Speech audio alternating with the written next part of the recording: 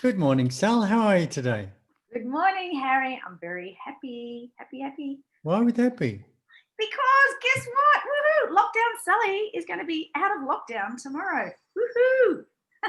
Right, right, 12 weeks and 1 day for this last lot. A long right. time.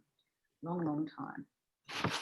And how would you describe it in like one sentence? What's the experience been like for you? It's been eye-opening, and I've got to really discover myself a lot. And it's been lots and lots of positives, along with all the other shit. You've fallen in love with Dan Andrews, right? Oh, don't get me started. Oh man, very, very challenging. And it really has divided the community a lot with Yes. the supporters and the, don't like the word haters, but those that are disagreeing with the decisions. So it has really divided the community, and it's really sad to see that part of it. But yeah, so I've entitled mine today, Life Out of Lockdown. Hee hee. Well, I've entitled mine Lockdown Liberation.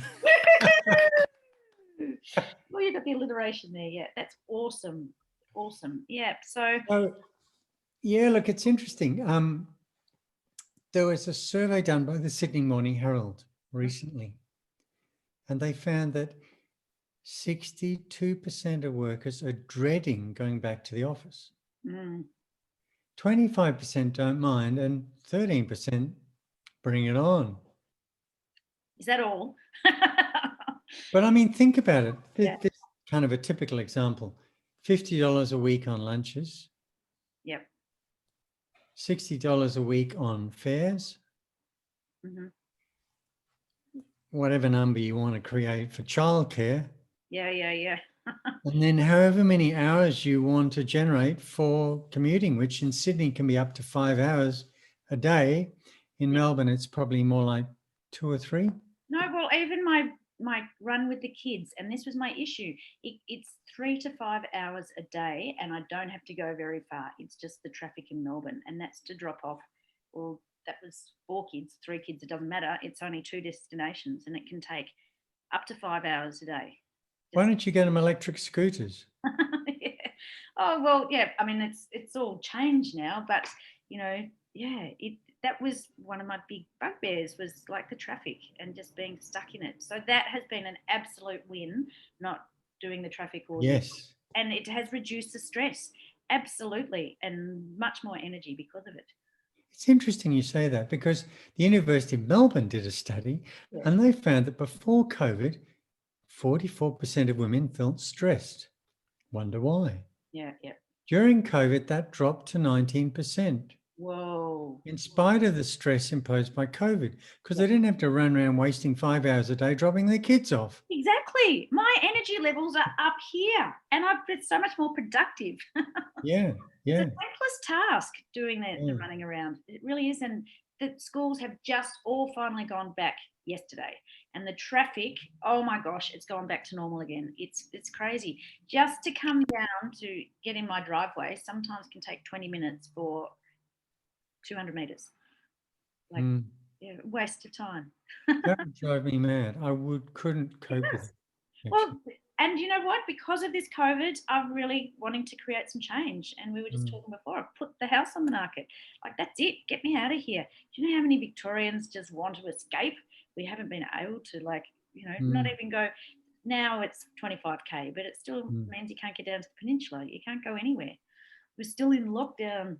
Still, they haven't decided that yet. So it's complicated, because the Black Dog Institute did a survey in Victoria and they found 22 to 30% experienced high stress during COVID. So we're talking about depression, anxiety, maybe feelings of hopelessness. So on the one hand, you've got the reduced stress from the simpler lifestyle. Yep. On the other hand, you've got the increased stress from COVID.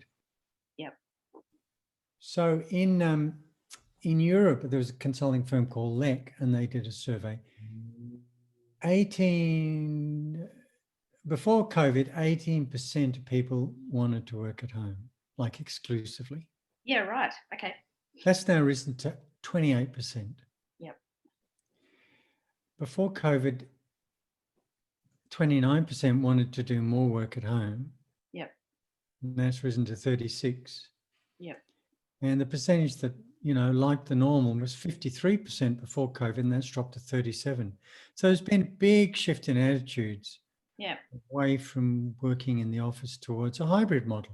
Life will never be the same again. And I would highly suggest that those numbers would be even higher for those choosing to work at home.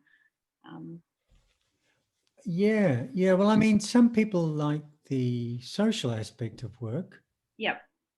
And we've talked about this many times. There is a different dynamic to me talking to you like this To than be. me being able to give you a hug. I know, absolutely, because that just segues into what I just did a little bit of a what have I learned and appreciated from this lockdown, and things like nature's important. Really cherish getting out of the city. All the things I'm grateful for, like being able to stay connected with you via Zoom if I can't see you for a hug. My friends, I'm so grateful for them. I'm so grateful that I'm located in nature and water, and that I'm in a spacious home. But one of the big things that I really took out of this is life's too short to procrastinate. We did procrastination not that long ago, and act with conviction. Just, draw that line in the sand and say, pull up your big girl undies in the air. That's what I'm choosing to do. I'm choosing to change, because when I was reflecting, I had a look at, what have I missed? I've missed the community. I've missed my friends. I've missed the gym. I've missed laughter. I've missed smiles. I've missed the hugs. I've missed the smell of the barbecues as you're walking along, because all the barbies along the Yarra, you couldn't touch those. And, the smell of sausages cooking or whatever, not that I eat it, but it's just that beautiful smell that evokes all those emotions within you. I've missed routine, going to the gym, going to the juice bar, whatever. And I've really missed touch, like the massage, the hugs, the cuddles, whatever it is, just that social contact. And, in a way, missed the routine of taking the kids to school, but it wasn't about the driving, but just having that routine of getting up at a regular time, and having your day planned out, because just so many times the days has morphed into another day ending in Y. I really miss travel, interstate and overseas. Like, I would have come and seen you probably a couple of times already by now. And the restaurants and cafes, it's just that social aspect again of it. Overall, just freedom, the ability to go in your car anywhere you like. That has been really challenging. Yeah. Just being constrained is hard, even if you don't choose the option to get in your car and go down the Great Ocean Road. Yeah.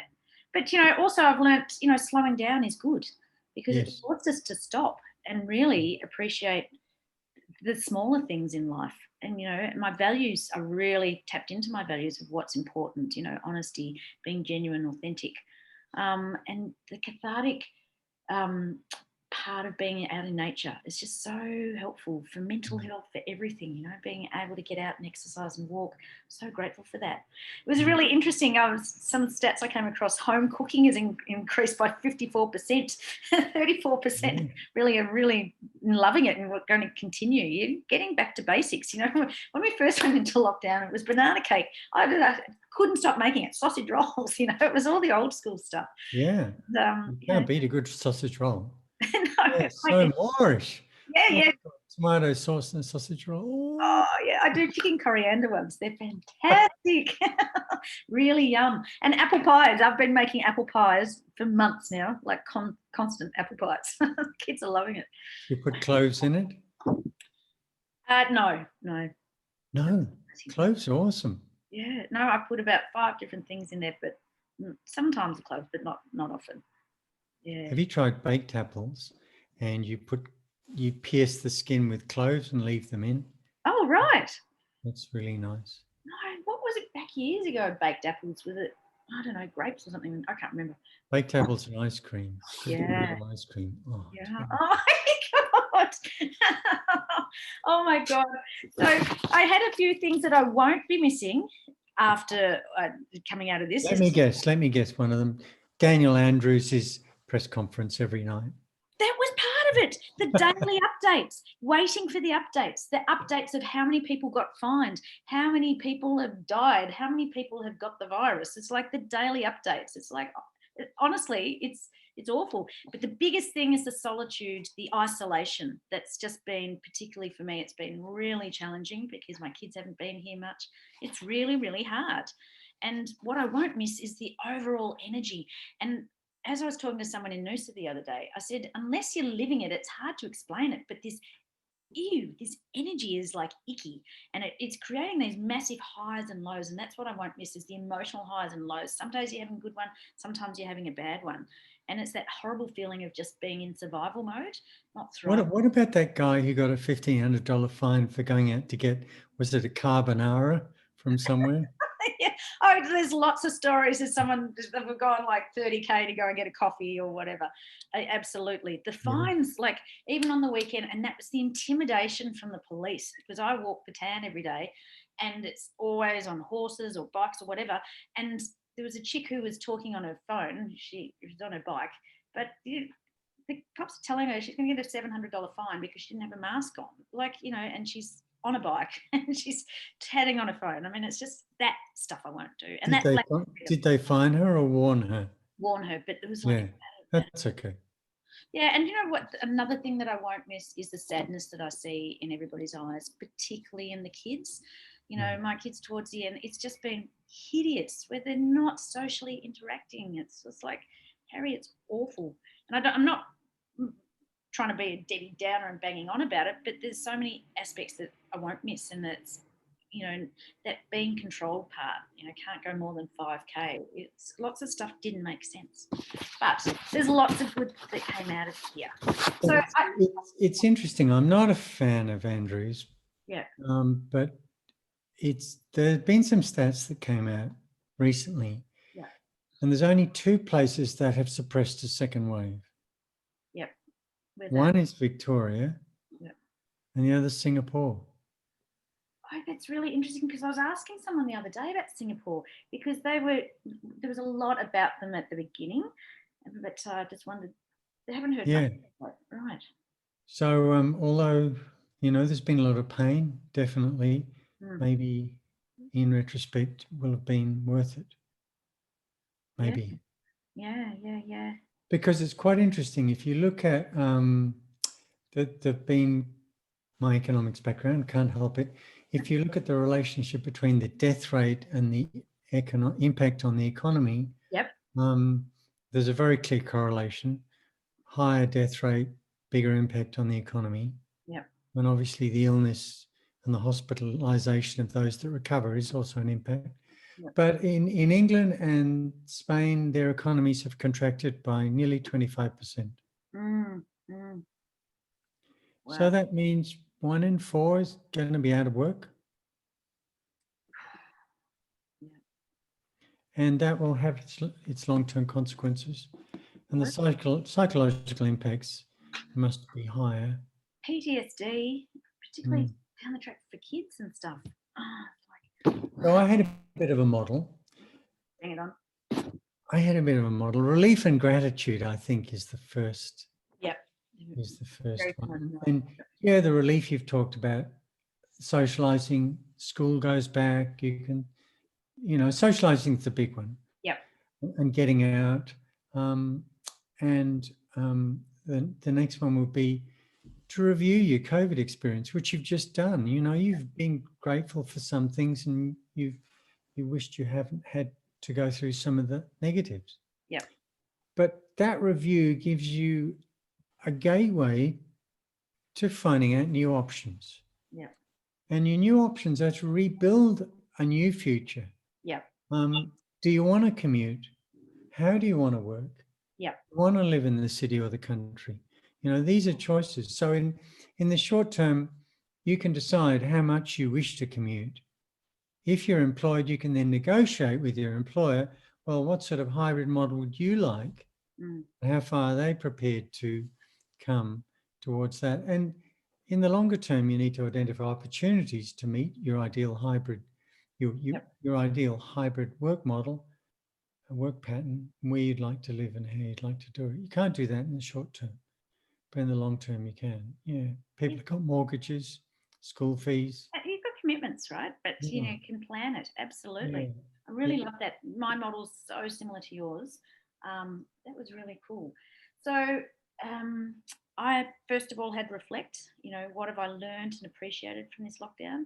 The second one is review what's important to me now and what can I get rid of and let go of. Like things that don't matter anymore. I've had lots of those aha moments. I don't need that shit anymore, a lot of my clothes, whatever it is.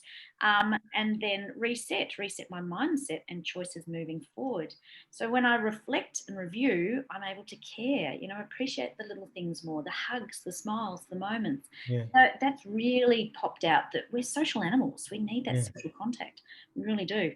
Then when you're reviewing what's important now and what can I get rid of and reset my mindset, I'm able to be more content, comfortable in my own skin and not worried about a lot of the things that used to stress me out. Just let go of a lot of stuff. And then finally, when I've done my reflecting and reset my mindset, I'm able to change my priorities and some of my choices in life. And overall, I'm just going to be living a more genuine and authentic life. That's what I've taken out of it. So, and honestly, it's a priceless gift in many ways to be able to peel back and really review what's really important in life. And, community, it's so important. Yes, it is. Yeah. I think Beyond Blue's calls have gone up 77%. It's just this, people need to be around people, and we've discussed it before. The people that live the longest are those that have in a community. I think it was somewhere in Europe, like, down the little alleys with the little Italian guys that are sitting out there just saying hi to everyone because they're feeling, a part of something. And we live so much longer and happier when we have that community and the touches. Yeah, those are the green zones. Yeah. Yeah, right. You've heard of them, the green or blue zones? Yeah. The only one in America is Oh yes. it's gone. There is one in America. Hey, hang on a tick.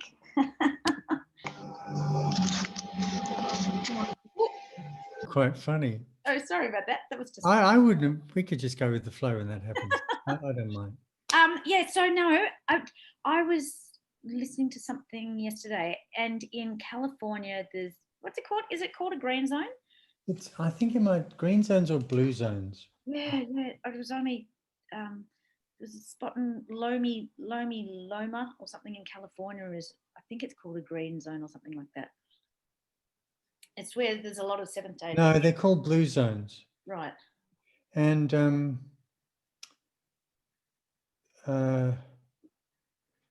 Okinawa in Japan, Sardinia, and so on. Right. But the American example is not really American. Oh, that's right. Well, that was I think it was all Seventh-day Adventists, and there was a lot of. I was listening to a. Yeah. Look. Yeah. Anyway, we could do something about that. So, do you consent to commute? Well, that's right. No, everything's changed. It's like, why waste 5 hours a day driving, in traffic, road rage, whatever, the cost, it's not convenient. It's just like, it's a nightmare. It is a nightmare. But that was your choice. Absolutely. Yeah. It's not my choice anymore. Well, that's right. It's just like, everything's my priorities and what's important has changed and shifted. So, yeah. Yeah, I've started to listen to podcasts finally, later. You're catching up. Yep. Friend of mine started a podcast called, I'll share it with you. Yeah. Okay, cool. Okay. All right. Well, it's good chatting to you, Sally. Yes. And wait, maybe one day we can actually have a hug in person. Yeah, indeed. Yeah, that's right. Yes. The next 10 years would be nice. Yeah, I'm missing just getting out. So I'm looking forward to it. And it'll be weird to be able to go to a restaurant again. I reckon the whole of Melbourne wants to get down the Great Ocean Road, eh? Oh, well, I'm the peninsula, but anywhere out of the city, absolutely. And I can't wait to get my eyebrows waxed. I'm sorry, but this has been ongoing for months and months. And I tried once and I took off half my eyebrow, so I just thought, stuff it. It's just a little I thing. don't actually have that problem. Oh, so many people are complaining about they haven't been waxed in all different places. Third world problems, but Yes, indeed. And people not getting haircuts. oh, absolutely. You should have seen it this whole week because hairdressers opened last week and there were queues. And yesterday I was laughing, I was driving in the car and there's people all up the street and around the corner. It's hilarious. I mean, look at my hair. It was really short before. It's like really, it's a mess. But anyway. For me, it would be a coffee or a beer. Yeah. Don't worry about the haircut. Yeah, well, it was challenging because we had the grand final, which of course is a Melbourne sort of thing, and for the first time in 120 years or something, it went to Brisbane.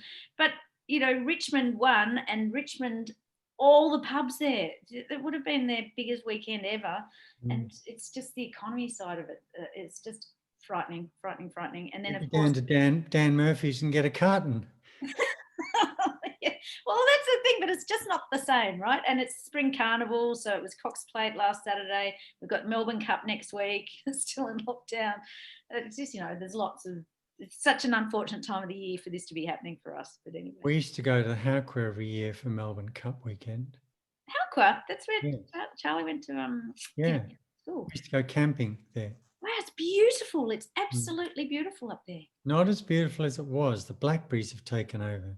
Right. Okay. Oh, just the streams and it's beautiful. Howquah River. You've been down to the Howquah? Yeah. Yeah. It's beautiful, stunning. Did you have a look at Fred Fry's hut? No. Well, there used to be a bushman that lived there. Right. When I was at school, we used to drop in and say hello and get a cup of tea. Yeah, right. There's a flying fox across the river, and then his hut's over the river. Oh, okay. It's a national park. And we used to camp at 5 Mile.